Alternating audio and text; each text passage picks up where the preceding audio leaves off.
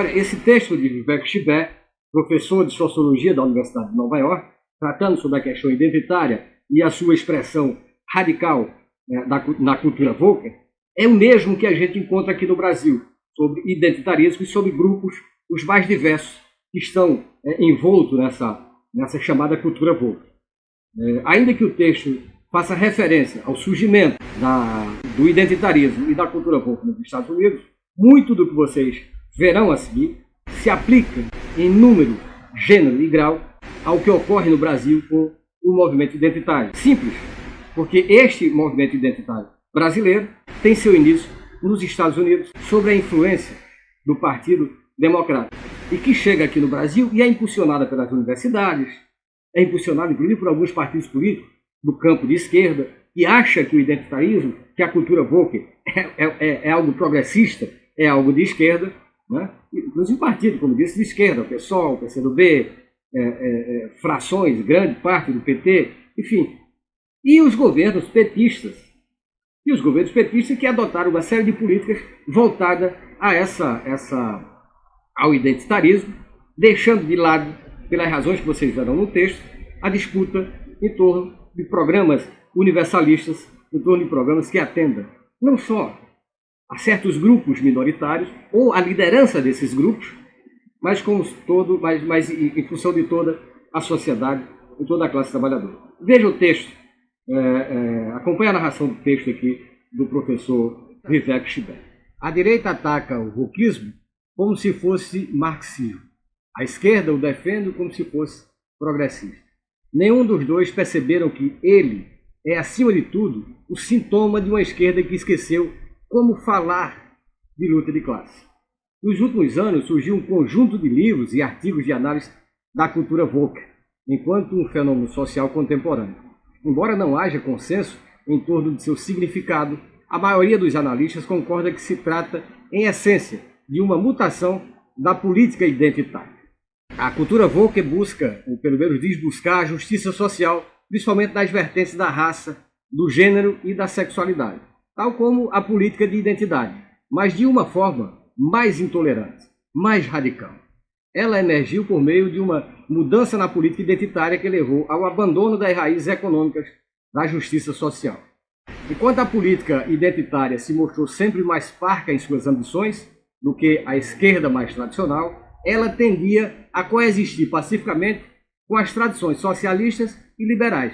Já a sua descendente, a cultura woke, assume uma postura hostil a ambas e é mais estridente quando pressiona por seus objetivos sociais e culturais. Ela é muito menos hesitante em restringir, a falar e a atribuir motivos. É mais cética, até pessimista sobre a superação das barreiras culturais ou raciais.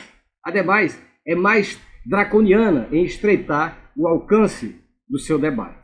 A ascensão da cultura woke provocou muitas contendas e discussões. Grande parte delas se concentrou no modo como definem o progressismo. Menos comum tem sido uma análise de suas raízes sociais e dos seus propulsores institucionais. Mas, para que o fenômeno venha devidamente ser explicado, em vez de vir ser simplesmente descrito, é necessária alguma análise de sua gênese e de seus fundamentos sociais.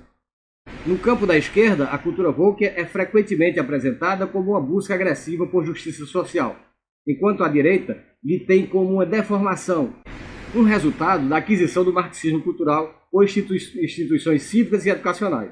Mas não penso que essas visões estejam corretas. Em contraste com seus defensores de esquerda, sugiro que ela expressa um profundo estreitamento do que conta como reparação social. E contra a direita, mostro que seu sucesso se deve não à hegemonia, mas a um recuo da esquerda radical. Assim, a cultura woke vem a ser a ideologia orgânica de uma certa elite estreita, que se encontra embriagada de poder e vem sendo apoiada pelos principais centros de poder da política, sobretudo dos Estados Unidos, de onde ela é originária. Um dos desenvolvimentos mais interessantes nos estudos sobre o movimento pelos direitos civis é a redescoberta dos fundamentos radicais e trabalhistas do movimento. Um fluxo constante de pesquisas científicas, históricas e sociais mostrou que, embora a igualdade política sempre tenha sido um objetivo central do movimento, seus líderes nunca endossaram a separação dos direitos políticos dos direitos econômicos. Isso fluiu do fato de que muitos dos organizadores mais importantes de tais movimentos vieram das tradições socialistas e comunistas. De fato, para autores como Philippe Randot ou Bayard Rustin, os avanços no campo político seriam severamente restringidos se os negros americanos permanecessem atolados na pobreza. Os direitos civis foram, portanto, considerados apenas um componente de um conjunto maior de direitos sociais, no centro do qual estavam os empregos, a moradia, a saúde e a educação. Em outras palavras, a agenda para a justiça social e de gênero só seria efetivada se estivesse embutida de uma ampla redistribuição do poder econômico. Esse foco não ficou limitado ao círculo estreito em torno do pastor Luther King. Ao contrário, era uma expressão de uma ampla corrente política que havia crescido em influência social desde a década de 1930, liderada principalmente pelo Congresso de Organizações Industriais e por uma intelectualidade negra radical em torno do Partido Comunista.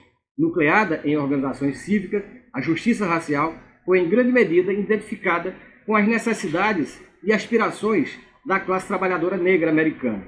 Entendeu-se que a extensão da igualdade formal só teria significado limitado em suas vidas se eles não tivessem acesso aos bens econômicos básicos. Eis o que Luther King disse certa vez, abre aspas, sabemos que não basta fazer a integração daqueles que comem em lanchonetes e restaurantes. De que adianta um homem poder comer em um espaço comum para todos eles, se não ganha dinheiro suficiente para comprar um hambúrguer e uma xícara de café? Fecha aspas para Luther King. Luther King e seus associados não desistiram dessa orientação depois que a Lei de Direitos de Voto de 1965 foi aprovada. Para eles, a lei era apenas um passo em uma luta mais longa por toda a gama de direitos dos negros americanos. Essa ambiciosa visão social-democrata de justiça radical só poderia avançar por meio da força de sua base trabalhista e ativista. Mas no início dos anos de 1970, essa base foi severamente enfraquecida e, em seguida, na década de 1980, foi lentamente desmantelada. Ora, precisamente por causa das mudanças institucionais obtidas pelos movimentos dos direitos civis, vários programas políticos e sociais promoveram e destacaram a base de um crescente extrato profissional que se tornou uma elite das populações minoritárias na década de 1980. Havia uma camada significativa de políticos negros e partidos em níveis locais, mas também nacional, bem como um crescimento substancial das pequenas empresas pertencentes a minorias, e todas elas estavam firmemente conectadas ao Partido Democrata dos Estados Unidos. À medida que a influência da cultura do trabalho diminuiu e a cultura das elites minoritárias se desenvolveu, houve uma mudança natural nos objetivos e ambições dos movimentos por justiça racial, de gênero, entre outros.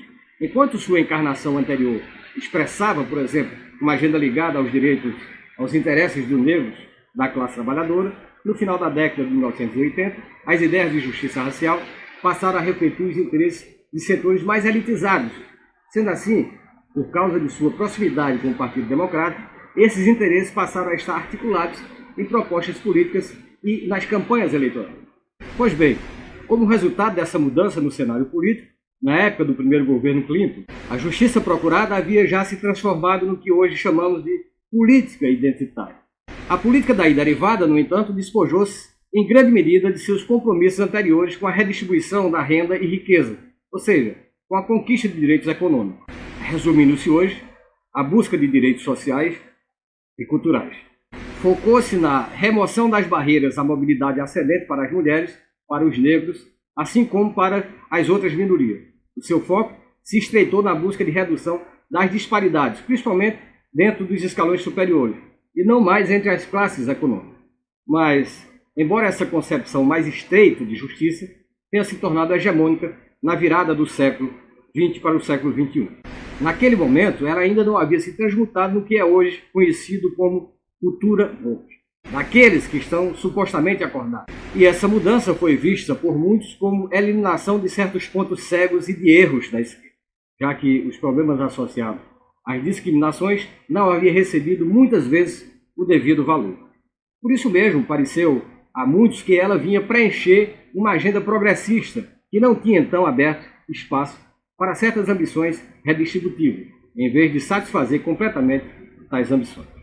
Além disso, mesmo que essa encarnação da política de identidade criticasse uma postura mais universalista, ela ainda não se chegara a castigar essa última como inimiga da erradicação das diferenças de gênero e de raça, principalmente. Em outras palavras, enquanto avançava uma agenda voltada para grupos específicos, minorias, mulheres, não rejeitava as agendas políticas voltadas para os cidadãos como um todo, ou para a população em geral. Em vez de uma rejeição total do universalismo e da redistribuição, a política identitária era frequentemente apresentada como um corretivo para os pontos cegos do universalismo socialista ou comunista. Era na orientação política do Partido Democrata dos Estados Unidos que se refletia o delicado equilíbrio entre essa concepção mais estreita de direitos e as ambições anteriores e mais grandiosas da era dos direitos civis. Nos anos, desde a presidência de Clinton até o primeiro governo de Barack Obama, os democratas se afastaram constantemente de sua base da classe trabalhadora, apoiando-se mais nos eleitores suburbanos e com formação universitária. A opção cada vez mais explícita pelas lógicas do mercado, o recuo em relação aos objetivos redistributivos e a constrição da justiça social. A opção cada vez mais explícita pelas lógicas do mercado, o recuo em relação aos objetivos redistributivos e a contrição da justiça social, as iniciativas antidiscriminação e as guerras culturais. Tudo isso refletia a maior dependência do Partido Democrata e sua base abastada. E isso se deu em detrimento da sua âncora tradicional nos sindicatos e na classe trabalhadora. Mas os líderes desse partido também entenderam que, mesmo enquanto estavam rebaixados à posição do movimento em prol dos trabalhadores em geral, eles não podiam se dar ao luxo de excluí-lo da agenda. E assim, alguns acenos voltados para direitos econômicos de base ampla e para as medidas anti-pobreza permaneceram visíveis na presidência de Barack Obama. No final do governo Obama, os democratas pareciam ter elaborado uma estratégia política viável para o futuro próximo. Eles criaram uma coalizão eleitoral baseada principalmente nos subúrbios e na população com ensino superior. Mantiveram-se assim uma base sólida em comunidades negras, as quais foram cuidadosamente levadas a formarem maiorias de elite. Construíram assim um bloco eleitoral confiável. Conservaram, ademais, um apoio suficiente da classe trabalhadora para fazer as coisas funcionarem. Tudo isso foi colocado a serviço de um programa amplamente neoliberal, embora com algumas almofadas muito finas para suavizar o golpe das forças do mercado sobre a população. A candidatura de Hillary Clinton seria a apoteose desse processo, uma passagem do bastão de um afro-americano, homem, para uma mulher branca, simbolizando a ascensão de grupos historicamente pouco representados das margens da sociedade para o ápice do poder. A promessa desse modelo foi dramaticamente derrubada em 2016 pelo surgimento explosivo de Bernie Sanders, em sua candidatura à indicação democrata. Sanders articulou uma agenda redistributiva que não apenas derrubou quase todas as panaceias adotadas pelos democratas, desde a era Clinton, mas também provocou um nível de apoio de massa que ninguém do partido havia previsto. O plano de Bernie Sanders sobre questões econômicas apresentado em sua campanha ameaçou perturbar o que os líderes do Partido Democrata viam como um modelo político viável e desejável, qual seja ele, um padrão que se afigurava aceitável para seus doadores endinheirados e que também reunisse uma coalizão eleitoral estável para sua sustentação. Hillary Clinton, em um discurso agora famoso, do dia 16 de fevereiro de 2016, proferido para repelir o desafio de Sanders, perguntou se um enfraquecimento dos bancos e das finanças poderia resolver questões históricas de discriminação e exclusão cultural. Questionou retoricamente se as medidas econômicas poderiam resolver os problemas de discriminação racial e de gênero. Assim, ela efetivamente respondeu a Sanders, recorrendo à política elitista identitária.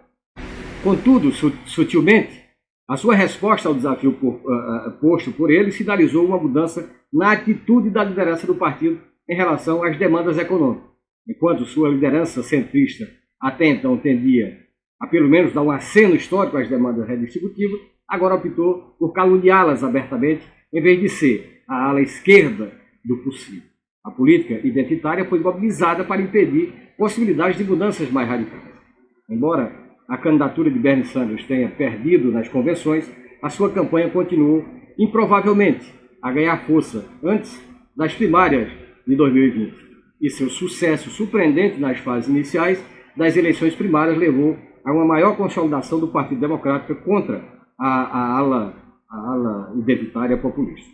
No que parecia ser um movimento calculado, todos os candidatos, exceto Joe Biden e Bernie Sanders, retiraram-se da indicação que ocorreu numa superterça em 2019.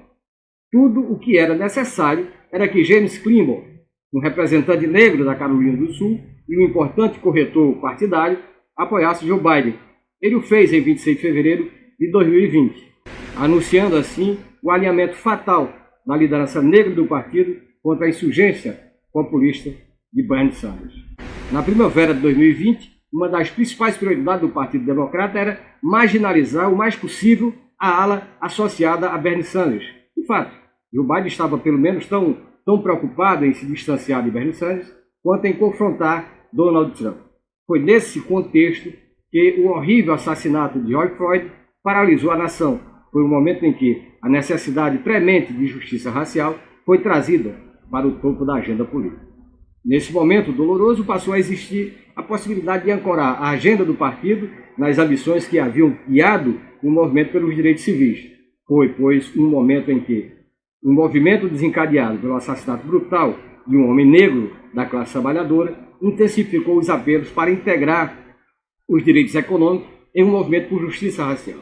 Contudo, isso não se realizou, já que o equilíbrio de poder entre as diferentes forças sociais que gravitavam nesse partido gerou um resultado previsível.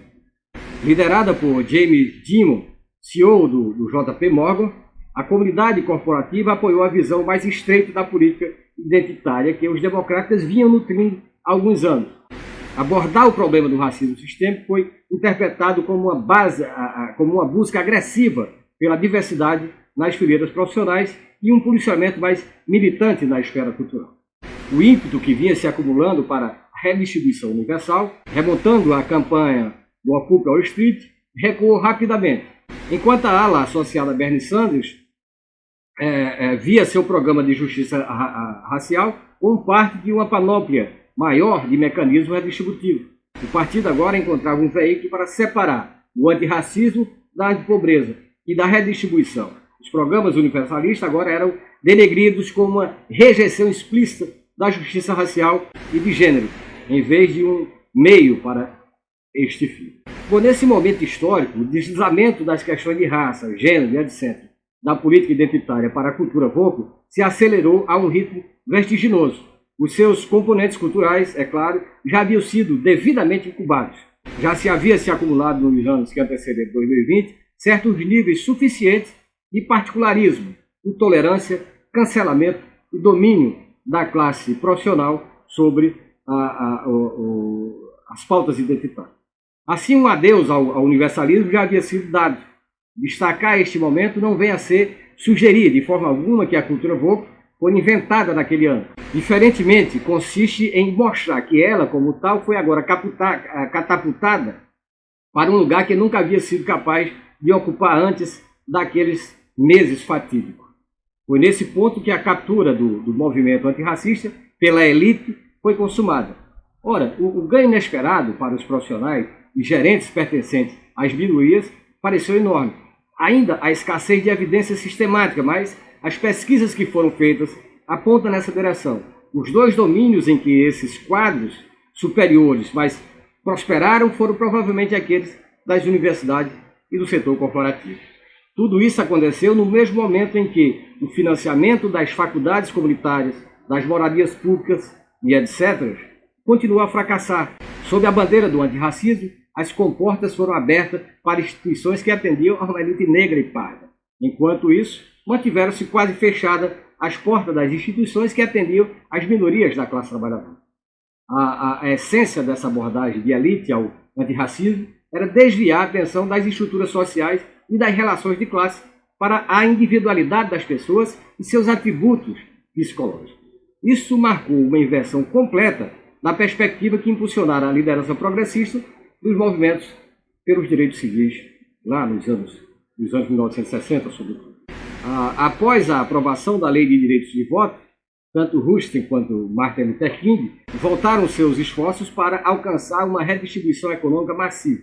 Mas agora, sob a bandeira do novo antirracismo e do novo feminismo, a atenção se estreitou para duas questões fundamentais: o grau em que as instituições de elite eram abertas à diversidade e a necessidade de mudar a psicologia individual e o comportamento individual em busca de um antídoto para o racismo sistêmico. Tudo isso para desviar a atenção do poder econômico e político das corporações sobre seus funcionários e sobre a população minoritária de forma mais ampla. Para a constituição de culturas empresariais supostamente mais abertas, buscou-se especialmente a diversidade de seu corpo gerencial. O mesmo ocorreu no âmbito continua a ocorrer no âmbito da educação. A ansiedade por justiça racial e de gênero rapidamente se traduziu no foco da cultura interna das instituições acadêmicas. Ou seja, em seus currículos, requisitos de graduação, conteúdo da bolsa de estudo, enfim, assim como na diversidade do corpo gerencial e do corpo docente dessas instituições.